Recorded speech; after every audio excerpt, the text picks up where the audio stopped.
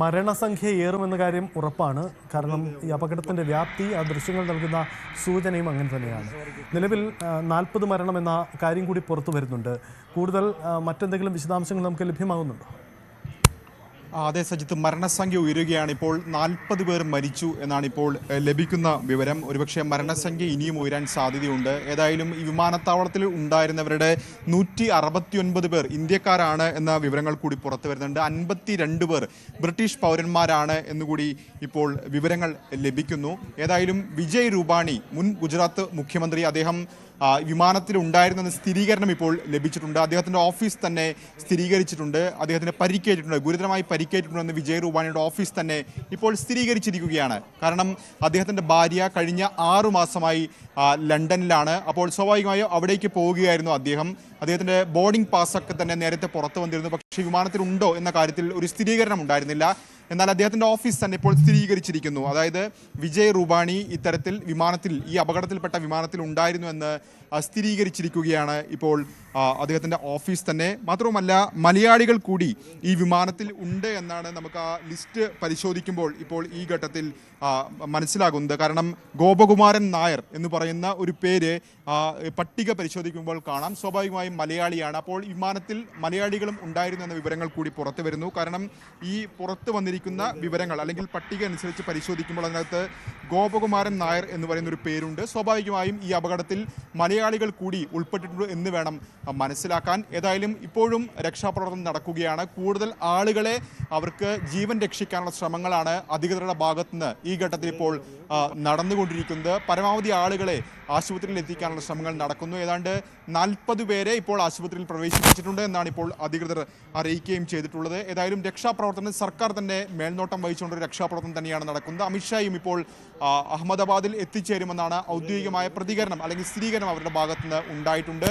വ്യോമയാന മന്ത്രിയും ഇതിനോടകം തന്നെ അഹമ്മദാബാദിലേക്ക് തിരിക്കുകയും ചെയ്തിട്ടുണ്ട്. ഏതായാലും സമീപകാലത്തുണ്ടായ വലിയൊരു വിമാന അപകടത്തിനാണ് ഇപ്പോൾ രാജ്യവും അഹമ്മദാബാദും സാക്ഷ്യം വഹിച്ചിരിക്കുന്നത്. അപ്പോൾ പോലും പരമാവധി പേരെ രക്ഷിക്കാനുള്ള ദൗത്യം ഈ ഘട്ടത്തിലും തുടർന്നുകൊണ്ടിരിക്കുകയാണ്. സജിത്ത്, അതാണ് സാഹചര്യം. എന്തായാലും വിജയ് രൂപാണി ഇതിലുണ്ടായിരുന്നു എന്ന കാര്യത്തിൽ വ്യക്തത വരികയാണ്. 52 ബ്രിട്ടീഷ് പൗരന്മാരുണ്ടായിരുന്നു. ഒപ്പം രാകേഷ് റിപ്പോർട്ട് ചെയ്യുന്നത് പോലെ, രാകേഷ് സൂചിപ്പിച്ചതുപോലെ ഒരു മലയാളി അടക്കം അതിലുണ്ടായിരുന്നു. എന്തായാലും യാത്രക്കാരുടെ കൂടുതൽ വിശദാംശങ്ങൾ, പേരുവിവരങ്ങൾ നമുക്ക് ലഭ്യമാകും ഉടൻ തന്നെ എന്ന് കരുതാം. എന്തായാലും ആ വിവരങ്ങൾ കൂടി നമുക്ക് പുറത്തു വരേണ്ടതുണ്ട്. അപകടം സംബന്ധിച്ച മറ്റ് ചില സാങ്കേതിക സാഹചര്യങ്ങൾ കൂടി വ്യക്തമാകുന്നുണ്ട്. അതായത്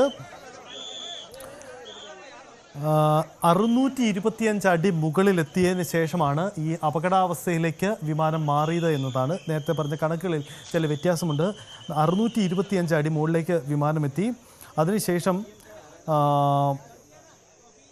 ഇത് പിന്നീട് വളരെ വേഗത്തിൽ താഴേക്ക് പതിക്കുകയായിരുന്നു. അങ്ങനെയാണ് ദൃശ്യങ്ങൾ ഇപ്പോൾ നമ്മൾ കാണുന്ന രീതിയിലേക്ക് വിമാനം താഴേക്ക് വീഴുന്നത് സാഹചര്യം ഉണ്ടായതെന്നാണ്. അതായത് ടേക്ക് ഓഫിന് ശേഷം 625 അടി മുകളിലെത്തിയതിന് ശേഷമാണ് ഈ അപകടം, ഈ വിമാനം താഴേക്ക് യന്ത്ര തകരാറ് മൂലമോ മറ്റെന്തെങ്കിലും കാരണം കൊണ്ടോ അത് താഴേക്ക് പറന്ന് വീണ് പിന്നീട് കെട്ടിടങ്ങളിലേക്ക് മുകളിൽ വന്ന് ഇടിച്ചത് എന്നാണ് നമ്മൾ മനസ്സിലാക്കാൻ. ഇതിലൊരു മലയാളി കൂടി യാത്രക്കാരായി ഉൾപ്പെടുന്നു എന്ന വിവരം കൂടി നമുക്ക് പുറത്തു വരുന്നുണ്ട്. കൂടുതൽ വിശദാംശങ്ങളായി വരുന്നുകൊണ്ടിരിക്കുന്നു. മരണസംഖ്യ ഏറുന്നു എന്നാണ് സാഹചര്യം. കാരണം അത്ര വലിയ അപകടമായി അത് മാറി എന്നതാണ്. രാജ്യം എന്തായാലും ജാഗ്രതയോടുകൂടി ഈ സാഹചര്യങ്ങളെ കൈകാര്യം ചെയ്യുകയാണ്. പൊതുജനങ്ങൾക്ക് പ്രത്യേക അഭ്യർത്ഥന നൽകിയിട്ടുണ്ട്. അവിടുന്ന് മാറി നിന്ന് രക്ഷാപ്രവർത്തനത്തിന് സൗകര്യമൊരുക്കണം. 40 മരണം സ്ഥിരീകരിക്കപ്പെടുന്നു. ഔദ്യോഗികമായി തന്നെ കൂടുതൽ നാശനഷ്ടം സംബന്ധിച്ച കണക്കുകൾ പുറത്തു വരാനുണ്ട്.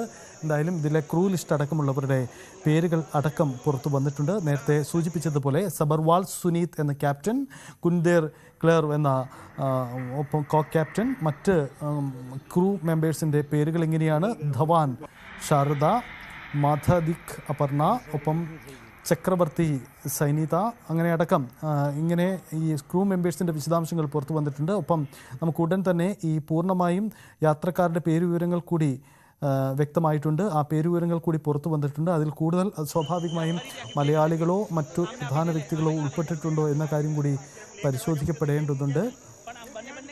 ഓരോ സീറ്റ് നമ്പറിലും ഉള്ള ആളുകളുടെ വിശദാംശങ്ങൾ കൂടി നമുക്ക് പുറത്തു വന്നിട്ടുണ്ട്. അവരുടെ പേരുവിവരങ്ങളടക്കം പുറത്തു വന്നിട്ടുണ്ട്. ഇതിൽ കൂടുതൽ മലയാളികൾ ഉൾപ്പെട്ടിട്ടുണ്ടോ എന്ന കാര്യത്തിൽ കൂടി വ്യക്തത വരേണ്ടതുണ്ട്. അതിൻ്റെ വിശദാംശങ്ങൾ നമുക്ക് വരുമെന്ന് കരുതാം. എന്തായാലും അപകടം